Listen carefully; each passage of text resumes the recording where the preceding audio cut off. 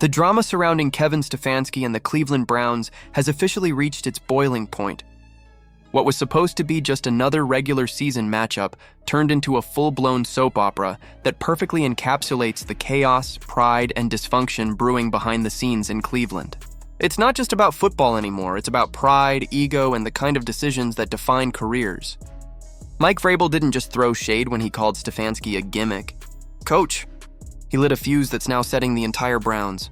Organization ablaze, the October 26th game between the New England Patriots and the Cleveland Browns was meant to be a showcase of strategy and resilience. Instead, it exposed everything that's wrong with the Browns' leadership. Cleveland came out swinging, at least for the first few minutes. Their opening drive looked clean, sharp, and confident. It was the kind of performance that makes fans momentarily believe, this could be the one. They executed the scripted plays flawlessly, picking up yards, mixing in short passes, and finishing the drive with an early touchdown. But like clockwork, the illusion fell apart. Because once the script ran out, so did the creativity. And so did the fight. That's the painful truth about Kevin Stefanski's Browns. They're great at rehearsed football, but when real-time adjustments are needed, they crumble. The Patriots didn't even look surprised. They watched the gimmick plays unfold, stayed patient, and pounced once the magic wore off. By the second quarter, the game was slipping away. Stefanski's so-called offensive genius once again looked like a bad rerun. And when the cameras caught Mike Vrabel smirking, it was clear that his gimmick coach remark wasn't just an offhand jab, it was a statement backed by what unfolded on that field. But beyond the headlines and hot takes, there's something deeply concerning about the direction this Browns team is heading. Fans are tired, not just of losing, but of being fooled. They're sick of hearing about potential, about next week's adjustments, about trusting the process. And they're especially sick of watching talented players get misused or benched without logic. That's what makes this situation with Shedeur Sanders and Dillon Gabriel so controversial. On paper, Gabriel didn't do terribly, at least not at first. He handled the scripted drives well, moved the offense efficiently, and even connected for a touchdown to give Cleveland an early 7-3 lead. But once the Patriots adapted, he looked lost. The timing was off, his decision-making was shaky, and his confidence seemed to fade with every drive.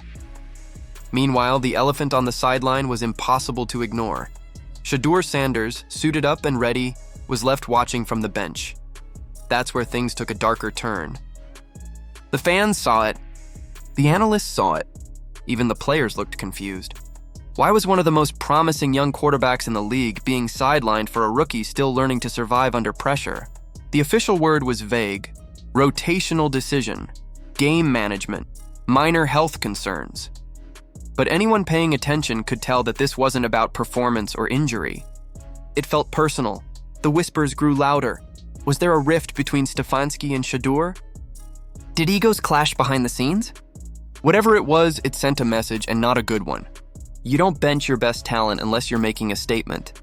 And if that statement is, my system matters more than my players, then you're not building a team. You're building a dictatorship.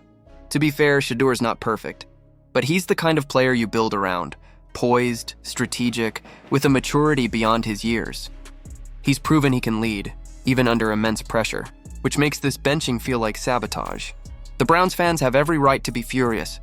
They've been patient, loyal, and hopeful through every rebuild, every false dawn. But this feels like betrayal. And when you peel back the layers, it's not just about Shedeur anymore. It's about accountability. It's about a head coach who refuses to admit when he's wrong. Stefanski's decisions have been under the microscope for years. Questionable play calling, poor adjustments, and baffling personnel choices. The gimmick coach label might sound harsh, but at this point, it's hard to argue against it. Even the local media can't seem to defend him without sounding scripted themselves. Take 92. The Fan, for example. One of the few outlets still trying to justify Stefanski's choices, but even their tone feels forced. One host defends Shedeur, the other sides with Stefanski. It's like a performance, not journalism. And Cleveland fans aren't blind to it. They're calling out the hypocrisy, the favoritism, and the way the local narrative seems engineered to protect the coach rather than question him. Meanwhile, Mike Vrabel's words hang over the entire conversation like a curse. He didn't just insult Stefanski, he exposed him. And in the weeks since, the Browns' unraveling has made Vrabel look prophetic. Every failed drive, every questionable call, every frustrated fan tweet, it all reinforces that damning label, Gimmick coach. The Browns now stand at a crossroads. Either they acknowledge the cracks before the foundation collapses completely, or they keep pretending that everything's fine while their season burns to ashes. Because as much as the fans want to believe, belief doesn't win championships. Strategy, leadership, and accountability do. And right now, Cleveland's got none of it. Kevin Stefanski's refusal to start Shatter Sanders isn't just a coaching decision, it's a power move. He's daring the fans, the media, and even the front office to challenge him. But that gamble might just cost him his job. Because the city of Cleveland isn't just watching anymore, they're demanding answers. And unless something changes soon, the chants calling for Stefanski's resignation won't just be echoing from Twitter, they'll be roaring from the stands. It's ironic, really. A team built on grit and heart now feels mechanical, predictable, and soulless.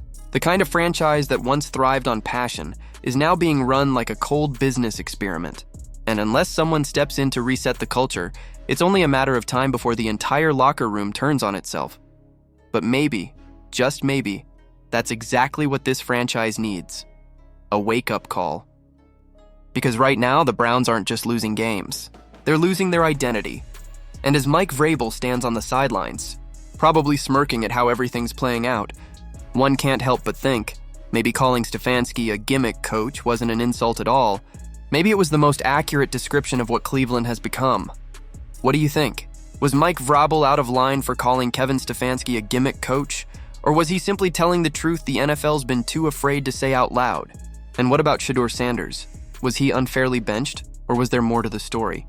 Drop your thoughts down below, because this saga is far from over. And if you don't want to miss what happens next in this Cleveland drama, make sure to hit that like button, subscribe to the channel, and turn on notifications.